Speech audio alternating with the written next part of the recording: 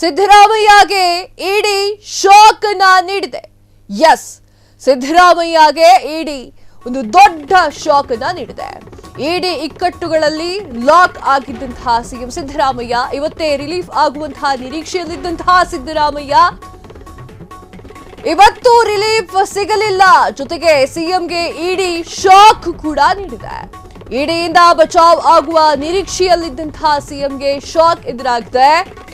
ಅಧಿಕಾರದಲ್ಲಿ 2 ವರ್ಷ ಪೂರೈಸುವ ತಿಂಗಳಲ್ಲೇ ಕಂಟಕನ ಇಡಿ ಇಕ್ಕುಳದಲ್ಲಿ ಲಾಕ್ ಆಗಿದ್ದಾರೆ ಸಿದ್ದರಾಮಯ್ಯ. ಇವತ್ತೇ ರಿಲೀಫ್ ಸಿಗುವಂತಹ ನಿರೀಕ್ಷೆಯಲ್ಲಿದ್ದಂತಹ ಸಿದ್ದರಾಮಯ್ಯ ಅವರು ಇವತ್ತು ಕೂಡ ರಿಲೀಫ್ ಸಿಕ್ಕಿಲ್ಲ. ಜೊತೆಗೆ ಸಿಎಂಗೆ ಇಡಿ ಶಾಕ್ ಕೂಡ ನೀಡಿದೆ. ಇಡಿಯಿಂದ ಬಚಾವ್ ಆಗುವ ನಿರೀಕ್ಷೆಯಲ್ಲಿ ಸಿಎಂ ಸಿದ್ದರಾಮಯ್ಯ ಅವರಿದ್ರು. ಸಿಎಂ ಸಿದ್ದರಾಮಯ್ಯ ಅವರಿಗೆ ಇಡಿ ಶಾಕ್ ಅನ್ನ ನೀಡಿದೆ. ಅಧಿಕಾರದಲ್ಲಿ 2 ವರ್ಷ ಪೂರೈಸುವ ತಿಂಗಳಲ್ಲೇ ಈ ತರ ಒಂದು ಶಾಕ್ ಅನ್ನ ನೀಡಿದೆ. ಇಡಿಯ ಒಂದು ಇಕ್ಕುಳದಲ್ಲಿ ಸಿಎಂ ಸಿದ್ದರಾಮಯ್ಯ ಅವರು ಬಂಧಿಯಾಗಿದ್ದಾರೆ. ಸಿಎಂ ಸಿದ್ದರಾಮಯ್ಯ ಅವರ ಈ ಒಂದು ಗೊಂದಲಕ್ಕೆ ಅಥವಾ ಈ ಒಂದು ವಿಚಾರಕ್ಕೆ ಕಾರಣ ಏನಾಗಿರಬಹುದು? ಅಧಿಕಾರದಲ್ಲಿ 2 ವರ್ಷ ಪೂರೈಸುವ ಈ ಒಂದು ಹೊತ್ತಿನಲ್ಲೇ ಹಿಂಗ್ಯಾಕಾಯ್ತು? ಇಡಿ ಇಕ್ಕುಳದಲ್ಲಿ ಸಿಎಂ ಸಿದ್ದರಾಮಯ್ಯ ಅವರು ಲಾಕ್ ಆಗಿದ್ದಾರಾ ಎನ್ನುವಂತಹ ಪ್ರಶ್ನೆ ಉದ್ಭವ ಆಗಿದೆ. ಇವತ್ತೇ ರಿಲೀಫ್ ಸಿಗುವಂತಹ ನಿರೀಕ್ಷೆಯಲ್ಲಿ ಸಿಎಂ ಸಿದ್ದರಾಮಯ್ಯ ಅವರಿದ್ರು, ಆದರೆ ಇವತ್ತು ರಿಲೀಫ್ ಸಿಕ್ಕಿಲ್ಲ. ಜೊತೆಗೆ ಸಿಎಂಗೆ ಇಡಿ ಶಾಕ್ ಕೂಡ ನೀಡಿದೆ. ಇಡಿಯಿಂದ ಬಚಾವ್ ಆಗುವಂತಹ ನಿರೀಕ್ಷೆಯಲ್ಲಿ ಸಿಎಂ ಸಿದ್ದರಾಮಯ್ಯ ಅವರಿದ್ರು. ಅಧಿಕಾರದಲ್ಲಿ 2 ವರ್ಷ ಪೂರೈಸುವ ತಿಂಗಳಲ್ಲೇ ಈ ಒಂದು ಕಂಟಕ ಎದುರಾಗಿದೆ. ಆ ಒಂದು ತೀರ್ಪು ಜನಪ್ರತಿನಿಧಿಗಳ ನ್ಯಾಯಾಲಯ ಕೊಟ್ಟಿರುವಂತಹ ಆ ಒಂದು ತೀರ್ಪು ನಿಜಕ್ಕೂ ಕೂಡ ಸಂಚಲನವನ್ನ ಸೃಷ್ಟಿ ಮಾಡಿದೆ. ಆ ಒಂದು ತೀರ್ಪು ಯಾರಿಗೂ ಕೂಡ ವ್ಯಾಖ್ಯಾನ ಮಾಡಲಿಕ್ಕೆ ಸಿಗ್ತಾ ಇಲ್ಲ. ಇಡಿಯಿಂದ ಬಚಾವ್ ಆಗುವಂತಹ ನಿರೀಕ್ಷೆಯಲ್ಲಿ ಸಿಎಂ ಸಿದ್ದರಾಮಯ್ಯ ಅವರಿದ್ರು, ಆದ್ರೆ ಅದ್ಯಾಕೋ ಬಚಾವ್ ಆಗುವ ತರ ಕಾಣಿಸ್ತಾ ಇಲ್ಲ. ಅಧಿಕಾರದಲ್ಲಿ 2 ವರ್ಷ ಪೂರೈಸುವ ತಿಂಗಳಲ್ಲೇ ಅವರಿಗೆ ಕಂಟಕ ಶುರುವಾಗಿದೆ. ಇಡಿ ಇಕ್ಕಳದಲ್ಲಿ ಲಾಕ್ ಆಗಿದ್ದಾರೆ ಸಿಎಂ ಸಿದ್ದರಾಮಯ್ಯ. ಇವತ್ತೇ ರಿಲೀಫ್ ಆಗ್ತೀನಿ ಎನ್ನುವಂತಹ ನಿರೀಕ್ಷೆಯಲ್ಲಿದ್ರು ಸಿದ್ದರಾಮಯ್ಯ ಅವರು. ಅವರ ನಿರೀಕ್ಷೆ ಎಲ್ಲವೂ ಕೂಡ ಹುಸಿಯಾಗಿಬಿಟ್ಟಿದೆ. ಸಿಎಂ ಸಿದ್ದರಾಮಯ್ಯ ಅವರಿಗೆ ಇವತ್ತು ಕೂಡ ರಿಲೀಫ್ ಸಿಕ್ಕಿಲ್ಲ. ಇಡಿಯಿಂದ ಬಚಾವ್ ಆಗುವ ನಿರೀಕ್ಷೆಯಲ್ಲಿದ್ದಂತಹ ಸಿದ್ದರಾಮಯ್ಯ ಅವರಿಗೆ ಇನ್ನೂ ಕೂಡ ರಿಲೀಫ್ ಸಿಕ್ಕಿಲ್ಲ. ಜನಪ್ರತಿನಿಧಿಗಳ ವಿಶೇಷ ನ್ಯಾಯಾಲಯ ಅದೊಂದು ತೀರ್ಪನ್ನ ನೀಡಿದೆ. ಆ ತೀರ್ಪಿನಿಂದ ಇನ್ನೂ ಕೂಡ ಅವರಿಗೆ ರಿಲೀಫ್ ಸಿಗ್ತಾ ಇಲ್ಲ. ಸಿಎಂ ಸಿದ್ದರಾಮಯ್ಯ ಅವರು ಇನ್ನೂ ಕೂಡ ಟೆನ್ಷನ್ನಲ್ಲೇ, ಗೊಂದಲದಲ್ಲೇ ಕಾಲ ಕಳಿಬೇಕು. ಅವರಿಗೆ ರಿಲೀಫ್ ಇನ್ನೂ ಸಿಕ್ಕಿಲ್ಲ. ಜೊತೆಗೆ ಸಿಎಂಗೆ ಇಡಿ ಕೂಡ ಶಾಕ್ ನೀಡಿದೆ. ಈ ಒಂದು ಬೆನ್ನಲೆಯಲ್ಲಿ ಸಿಎಂ ಸಿದ್ದರಾಮಯ್ಯ ನಲುಗಿ ಹೋಗಿದ್ದಾರೆ. ಎಸ್, ಅಧಿಕಾರದಲ್ಲಿ 2 ವರ್ಷ ಪೂರೈಸುವ ತಿಂಗಳಲ್ಲೇ ಈ ಒಂದು ಕಂಟಕ ಎದುರಾಗಿದೆ. ಇಡಿ ಎನ್ನುವಂತಹ ಇಕ್ಕಳದಲ್ಲಿ ಸಿಎಂ ಸಿದ್ದರಾಮಯ್ಯ ಅವರು ಸಿಕ್ಕಾಕೊಂಡಿದ್ದಾರೆ. ಇನ್ನೇನು ರಿಲೀಫ್ ಆಗ್ತೀನಿ ಅಂತ ಸಿಎಂ ಸಿದ್ದರಾಮಯ್ಯ ಅನ್ಕೊಂಡಿದ್ರು, ಆದ್ರೆ ಅದು ಯಾವುದು ಕೂಡ ಈಗ ಆಗಿಲ್ಲ. ಎಸ್, ಈ ಒಂದು ವಿಚಾರದ ಬಗ್ಗೆ ಮಾತನಾಡಲಿಕ್ಕೆ ಡೆಸ್ಕ್ ಲೈವ್ ಬರ್ತಾ ಇದ್ದಾರೆ ಅಕ್ಷಯ್. ಎಸ್ ಅಕ್ಷಯ್, ಸಿಎಂ ಸಿದ್ದರಾಮಯ್ಯ ಅವರಿಗೆ ಇನ್ನೂ ಕೂಡ ರಿಲೀಫ್ ಸಿಗ್ತಾ ಇಲ್ಲ. ಆ ಒಂದು ತೀರ್ಪು ಸಿಎಂ ಸಿದ್ದರಾಮಯ್ಯ ಅವರ ನಿದ್ದೆಯನ್ನ ಕೆಡಿಸಿದೆ. ಏನ್ ಹೇಳ್ತೀರಿ?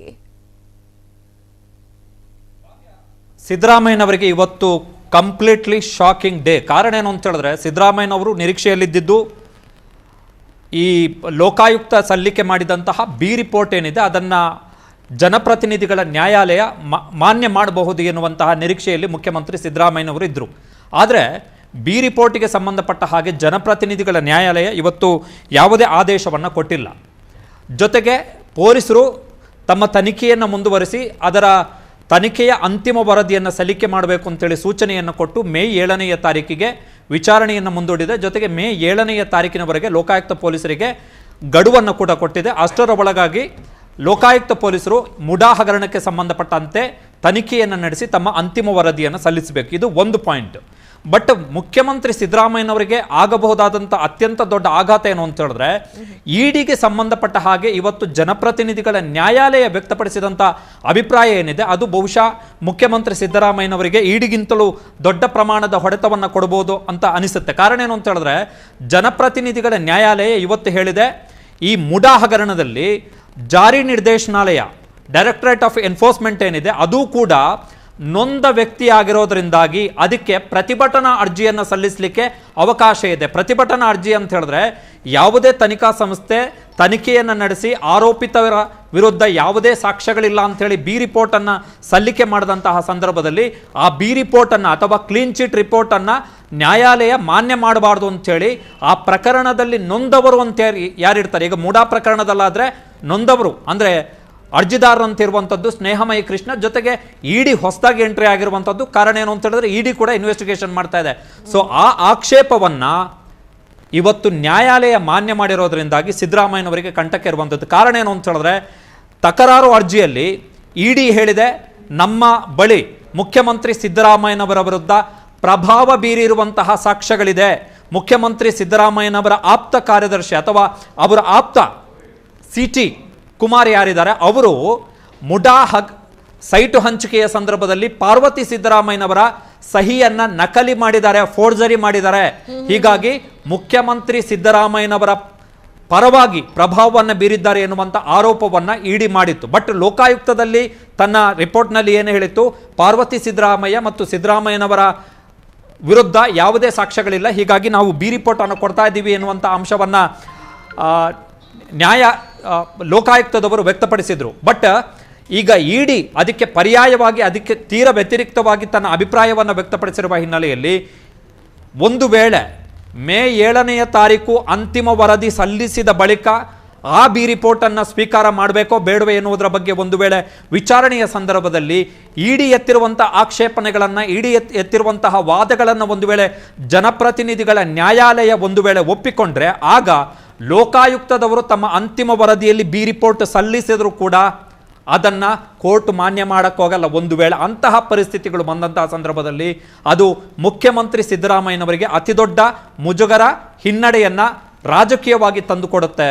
ಕಾವ್ಯ, ಎಸ್, ಈ ಒಂದು ಅಂದ್ರೆ ಸಿದ್ದರಾಮಯ್ಯ ಅವರ ಈ ಒಂದು ಕೇಸ್ ಅಥವಾ ಮೂಡಾ ಕೇಸ್ ಇದೆಯಲ್ಲ, ಇದು ಅವರಿಗೂ ಕೂಡ ಸ್ವಲ್ಪ ಟೆನ್ಷನ್ ಆಗ್ತಾ ಇದೆ. ಯಾಕಂತಂದ್ರೆ ಅವರು ಮುಖ್ಯಮಂತ್ರಿ ಸ್ಥಾನದಲ್ಲಿ ಇದ್ದಾರೆ. ಇನ್ನೆಲ್ಲಿ ಮುಖ್ಯಮಂತ್ರಿ ಸ್ಥಾನವನ್ನ ಕಳೆದುಕೊಳ್ಳುವಂತಹ ಒಂದು ಪ್ರಶ್ನೆಯೂ ಕೂಡ ಬರುತ್ತಾ ಅಂತ ಈ ಒಂದು ಇಡಿ ಪ್ರಕರಣದಲ್ಲಿ ಇವತ್ತೇನಾದ್ರೂ ಸರಿಯಾದ ಒಂದು ತೀರ್ಪು ಬಂದಿದ್ರೆ, ಮುಂದೂಡದೆ ಹೋಗಿದ್ರೆ ಪರಿಸ್ಥಿತಿ ಏನಾಗಿತ್ತು?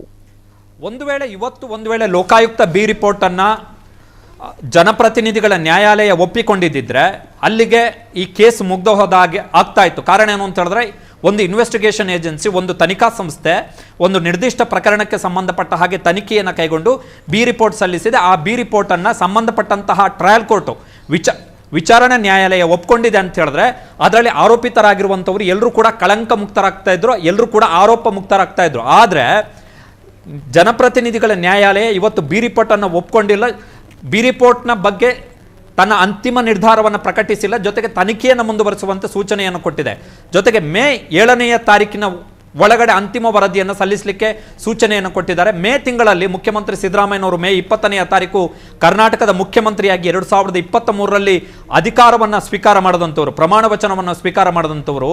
ಸೊ ಆ 2 ವರ್ಷ ಪೂರೈಸುವ ಹೊತ್ತಿನಲ್ಲೇ ಮುಖ್ಯಮಂತ್ರಿ ಸಿದ್ದರಾಮಯ್ಯನವರಿಗೆ ಈ ಒಂದೋ ಲೋಕಾಯುಕ್ತ ಒಂದು ವೇಳೆ ಕ್ಲೀನ್ ಚಿಟ್ ಕೊಟ್ಟರೂ ಕೂಡ ತನ್ನ ಅಂತಿಮ ವರದಿಯಲ್ಲಿ, ಕಾರಣ ಮಧ್ಯಂತರ ವರದಿಯಲ್ಲಿ ಕ್ಲೀನ್ ಚಿಟ್ ಕೊಟ್ಟಿರುವ ಕಾರಣ ಅಂತಿಮ ವರದಿಯಲ್ಲೂ ಕೂಡ ಲೋಕಾಯುಕ್ತದವರು ಕ್ಲೀನ್ ಚಿಟ್ ಕೊಟ್ಟೇ ಕೊಡ್ತಾರೆ. ಆದರೆ ಈಗ ಇಡಿಯ ಸಡನ್ ಪ್ರವೇಶ, ದಿಢೀರ್ ಪ್ರವೇಶದ ಕಾರಣದಿಂದಾಗಿ ಲೋಕಾಯುಕ್ತದ ಮುಖಾಂತರ ಕ್ಲೀನ್ ಚಿಟ್ ಪಡೆದು ತಾವು ಸೇಫ್ ಆಗಬಹುದು ಎನ್ನುವಂತಹ ಸಿದ್ದರಾಮಯ್ಯನವರ ಆಲೋಚನೆ ಏನಿತ್ತು, ಆ ಧೈರ್ಯ ಏನಿತ್ತು, ಅಂಥದ್ದೊಂದು ವಿಶ್ವಾಸ ಏನಿತ್ತು, ಅದು ಇಡಿಯ ಎಂಟ್ರಿ ಮತ್ತು ಇಡಿಯ ಪ್ರವೇಶವನ್ನು ಜನಪ್ರತಿನಿಧಿಗಳ ನ್ಯಾಯಾಲಯ ಒಪ್ಕೊಂಡಿರುವ ಕಾರಣಕ್ಕೋಸ್ಕರ ಈಗ ಸಿದ್ದರಾಮಯ್ಯನವರಿಗೆ ದೊಡ್ಡ ತಲೆನೋವು.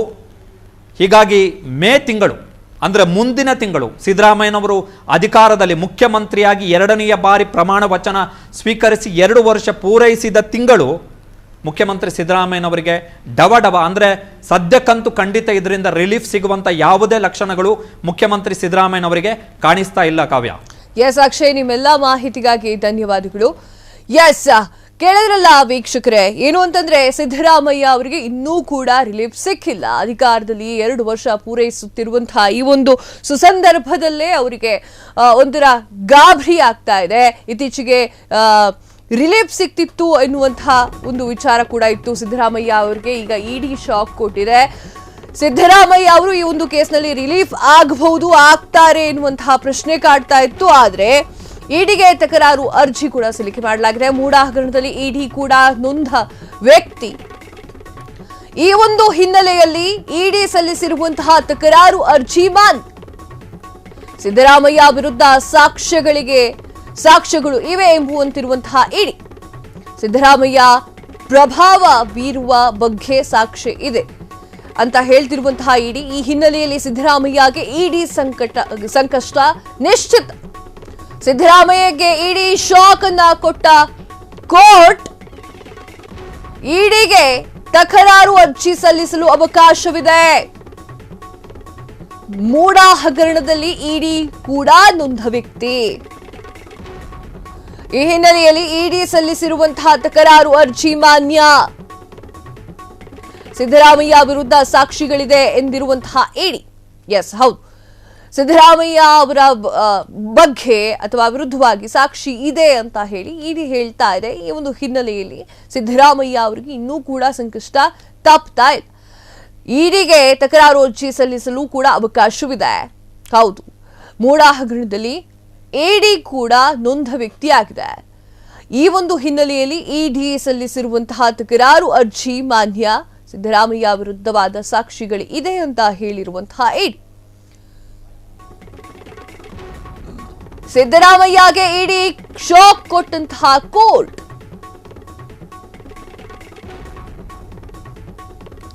ಎಸ್, ಸಿದ್ದರಾಮಯ್ಯಗೆ ಇಡಿ ಶಾಕ್ ಕೊಟ್ಟಿದೆ. ಇಡಿ ಶಾಕ್ ಕೊಟ್ಟಿರುವಂತಹ ಕೋರ್ಟ್. ಈ ಹಿನ್ನೆಲೆಯಲ್ಲಿ ಸಿದ್ದರಾಮಯ್ಯಗೆ ಇಡಿ ಕಂಟಕ ನಿಶ್ಚಿತ ಅಂತ ಹೇಳಬಹುದು. ಆದ್ರೆ ಈ ಒಂದು ವಿಚಾರ ಹೇಳೋದಾದ್ರೆ ಇಡಿ ಸಿದ್ದರಾಮಯ್ಯ ಅವರಿಗೆ ಸಂಕಷ್ಟವನ್ನ ಕೊಟ್ಟಿದೆ. ಈ ಹಿನ್ನೆಲೆಯಲ್ಲಿ ಸಿದ್ದರಾಮಯ್ಯಗೆ ಇಡಿ ಸಂಕಷ್ಟವನ್ನ ನೀಡಿದೆ. ಇನ್ನೂ ಕೂಡ ರಿಲೀಫ್ ಆಗಿಲ್ಲ ಸಿಎಂ ಸಿದ್ದರಾಮಯ್ಯ ಅವರು, ಇನ್ನೂ ಕೂಡ ಬಾಕಿ ಉಳಿದಿದೆ. ಎಸ್, ಸಿಎಂ ಸಿದ್ದರಾಮಯ್ಯ ಅವರಿಗೆ ಈ ಒಂದು ಇಡಿ ಸಂಕಷ್ಟವನ್ನ ಕೊಡ್ತಾ ಇದೆ. ಇನ್ನೂ ಕೂಡ ರಿಲೀಫ್ ಆಗಿಲ್ಲ ಸಿಎಂ ಸಿದ್ದರಾಮಯ್ಯ.